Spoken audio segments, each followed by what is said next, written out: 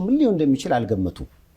ነገ የምትሰደብበትን ነገ የምትወቀስበትን ከትልቅ ማዕረግ የምታንስበትን መጥፎ ነገር ዛሬ ላይ ማድረግ ማለት ነው።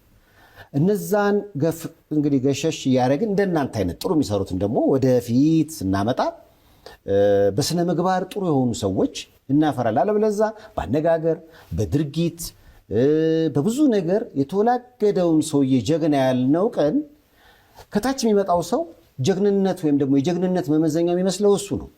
ስለዚህ አነጋገሩም ስነ ምግባሩም በነውር ማጌጥ ይጀምራል።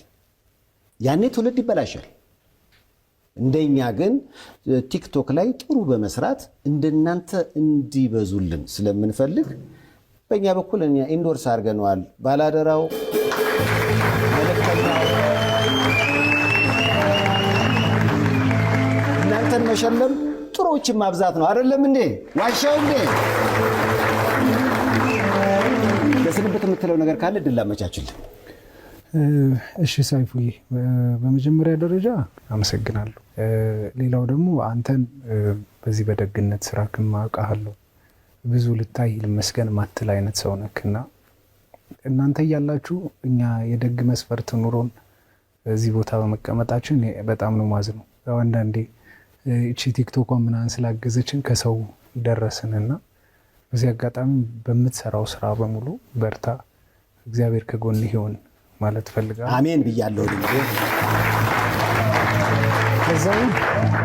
ከዛ ውጭ ሰው በጣም ግር እያለው ያለው ምንድነው ትክክለኛ አካውንትክ የኔ አካውንት ሰው ግር እያለው ነው። ምን ያህል ተከታዮች አሉ?